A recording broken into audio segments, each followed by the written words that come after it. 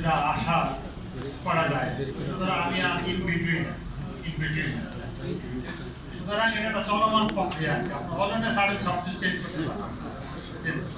আমি একটা বিষয় হাইলাইট করবো, সেটা হলে আমরা বোধ মনের প্রাণেই মেনে নিচ্ছি যে আমরা বোধ অনেক বছর যাবত পরীক্ষার পর, কারণ আমি একটু পড়াশোনা করে দেখলাম যে 1765 সালে যখন ইস্ট ইন্ডিয়া কোম্পানি যে মোগলদের কাছ থেকে যে 3টা বাংলা, বিহার, উড়িষ্যার রাজস্ব আদায়ের যে ইয়েটা পেল, মানে ক্ষমতাটা পেল, সেই থেকে শুরু করে 2025 পর্যন্ত আমি হিসাব করলাম 260 বছর।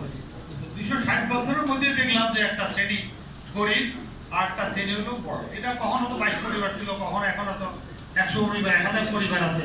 এদের একটা চলমান প্রক্রিয়া, এখান থেকে বেরোনো যাচ্ছে না। এখন তো আমাদের দেখা দেখি মাননীয় প্রধানমন্ত্রী কিছুদিন আগে যে 2টা দেশ সফর করে আসছেন, মালয়েশিয়া, চায়না, পাশে হয়তো সময়ের অভাবে জান না সিঙ্গাপুর, এরাও কিন্তু একসময় আজ থেকে হয়তো 70-80 বছর আগে আমাদের কাতারে ছিল।